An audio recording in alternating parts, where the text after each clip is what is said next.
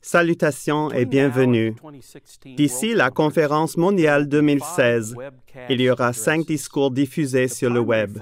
L'objectif principal portera sur les paroles de conseil présentées à la conférence mondiale de 2013. Les 6 paragraphes feront l'objet de ce discours.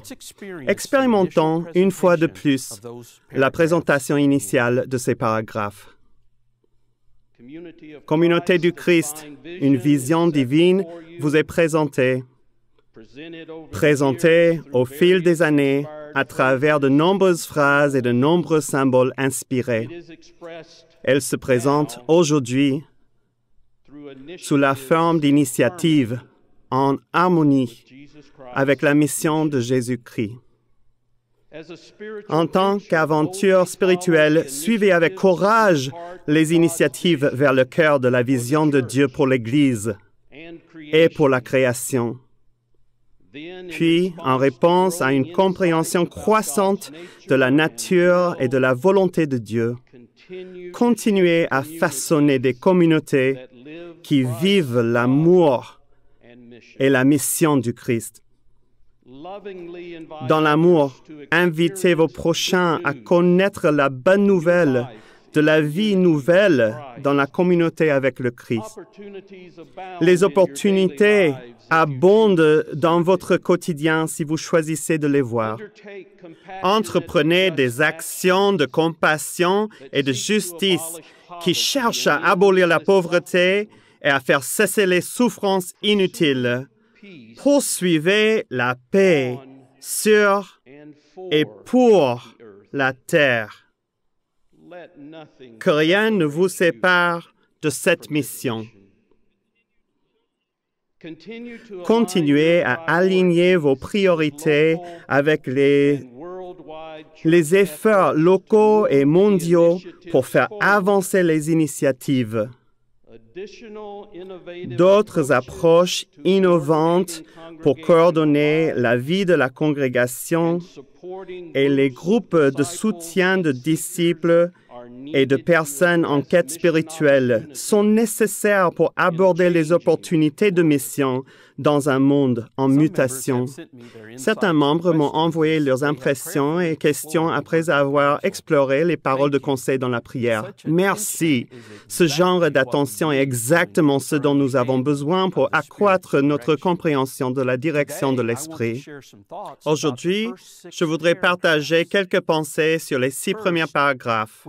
Tout d'abord, dès que l'on parle de vision divine présentée devant nous, il est important de souligner que nous ne parlons pas de création de l'homme. La vision pour la mission est celle de Dieu. La volonté de Dieu doit être pleinement connue à travers la création. Lorsque la nature et les desseins de Dieu sont véritablement connus, les vies humaines sont transformées, et lorsque des vies sont transformées, toute la création est bénie.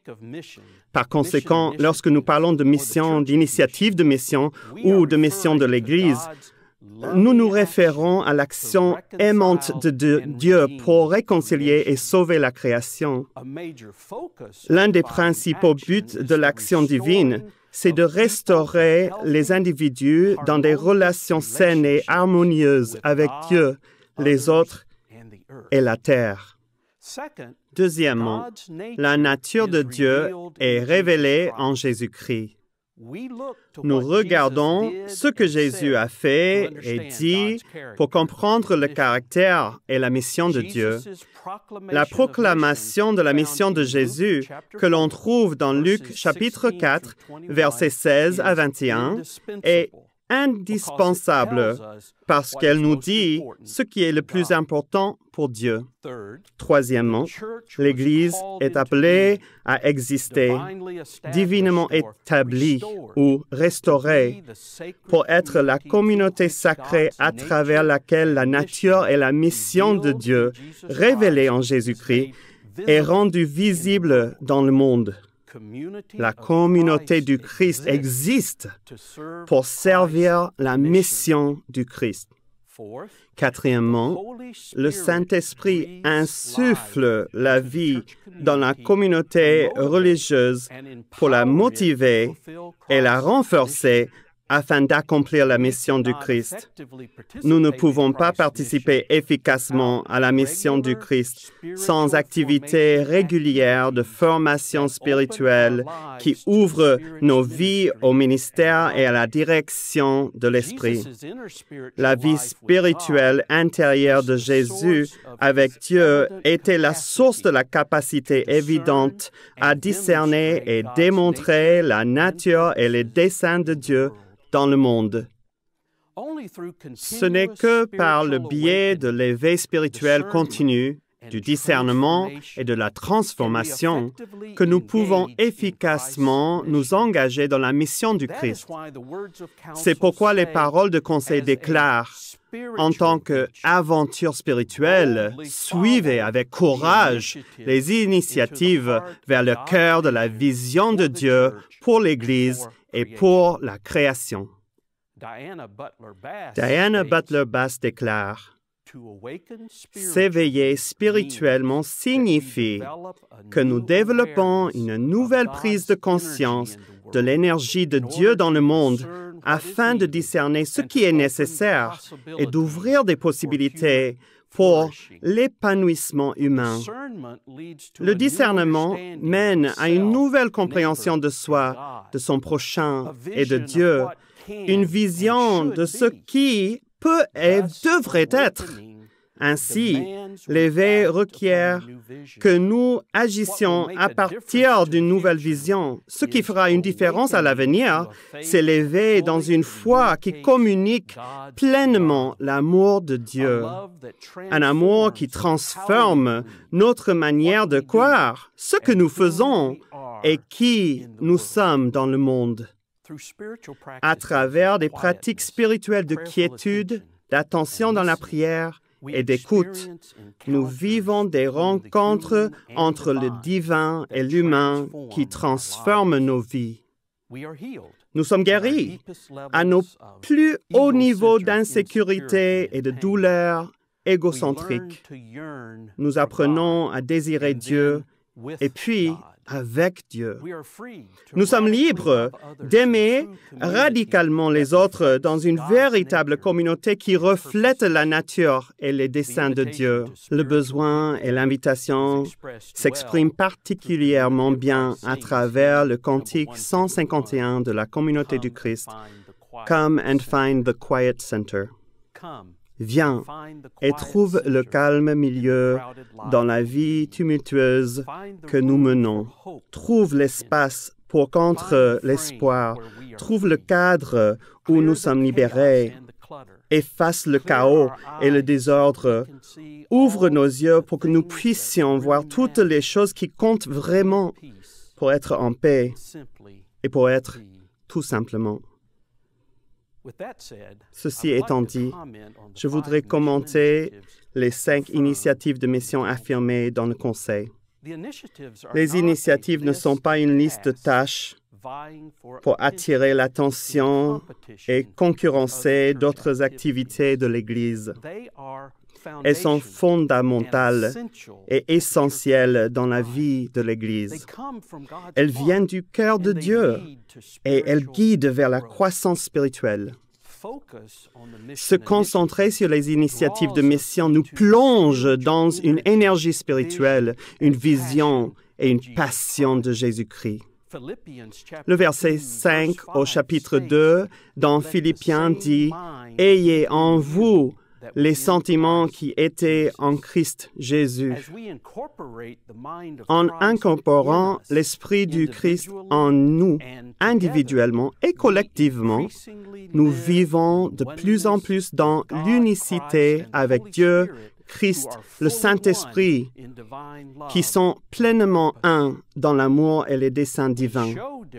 Nous montrons différents aspects de la mission du Christ pour souligner la pleine portée de sa mission. Toutefois, toutes les initiatives de mission doivent fonctionner ensemble pour exprimer tout l'esprit et toute la mission du Christ. Se concentrer sur une ou deux initiatives diminue leur pouvoir holistique et spirituellement transformant. Une manière d'envisager l'interrelation des initiatives de mission, c'est de les voir comme les ficelles entrelacées d'une corde. Tous les éléments sont nécessaires pour que la corde soit solide et totalement fonctionnelle. Tout élément manquant ou affaibli compromet l'ensemble. En tant qu'Église mondiale, nous devons nous baser sur toutes les initiatives de mission. Nous devons nous efforcer d'aligner notre personnel, nos ressources, nos structures, nos relations, nos budgets et nos dons sur les initiatives. Aussi, laissez-moi vous donner quelques mises à jour. Premièrement, invitez les gens au Christ. Je suis inspiré par le témoignage de la congrégation de Washington dans l'Indiana. Cette congrégation était une petite congrégation rurale, comme certaines en stagnation et en baisse progressive. En réponse, la congrégation a entamé un processus de formation spirituelle avec 2 évangélistes.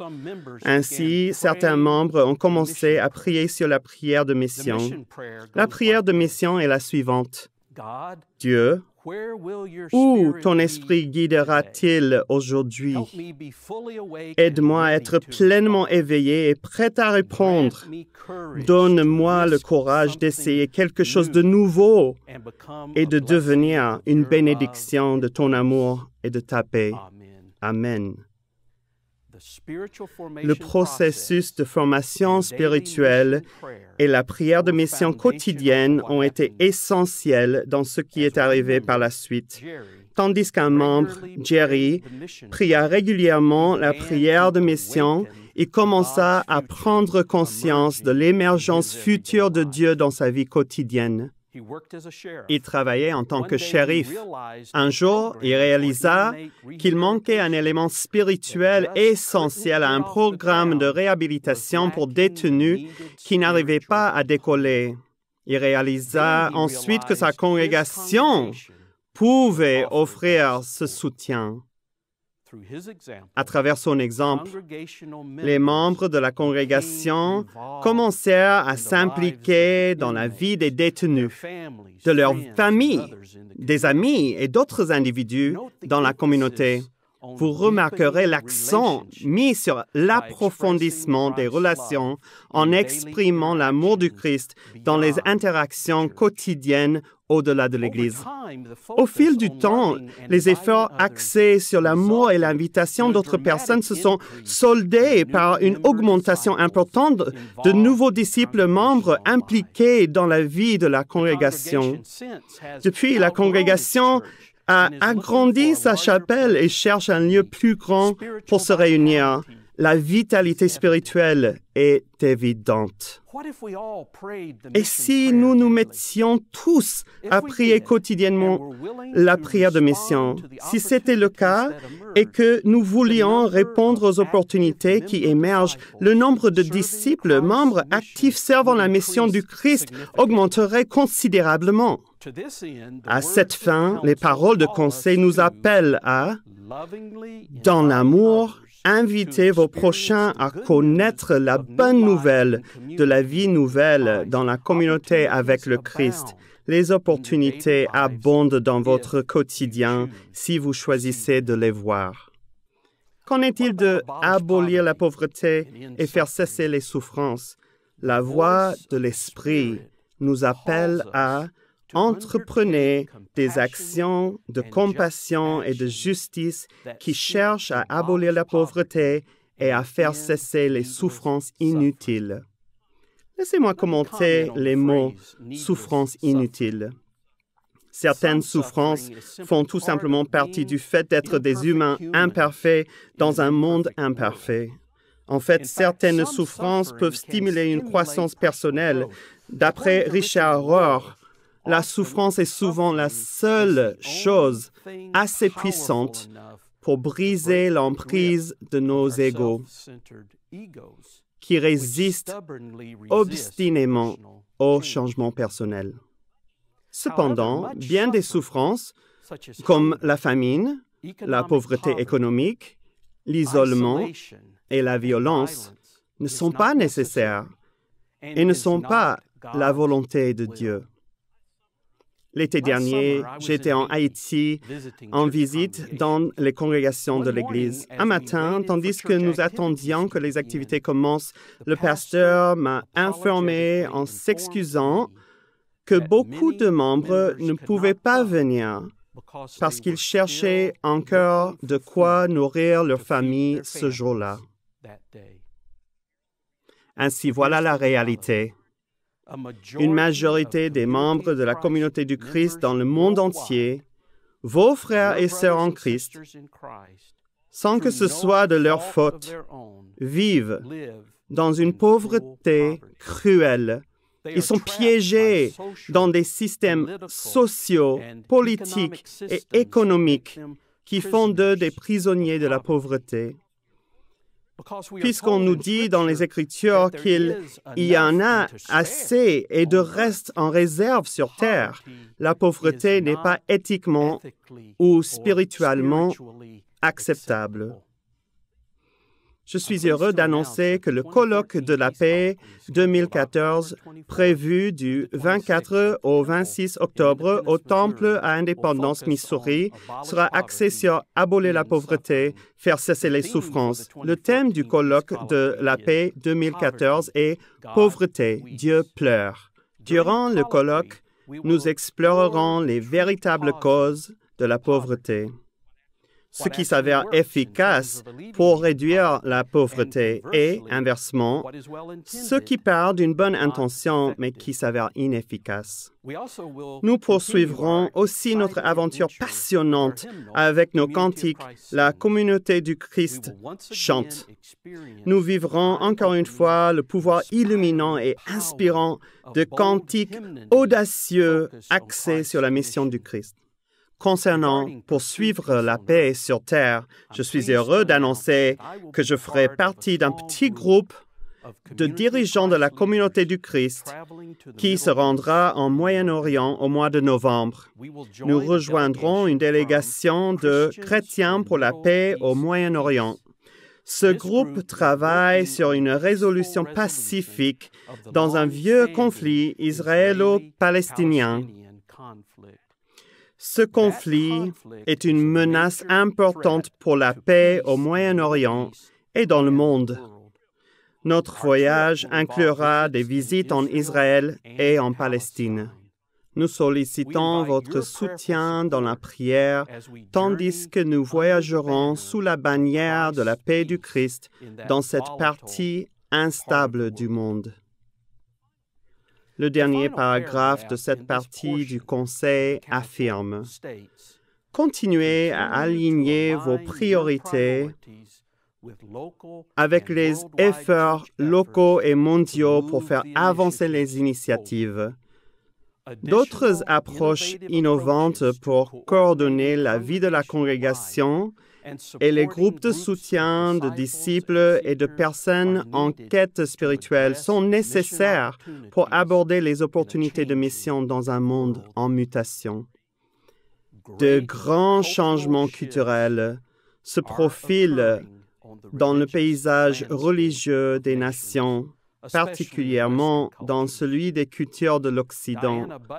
Diana Butler-Bass a observé ceci.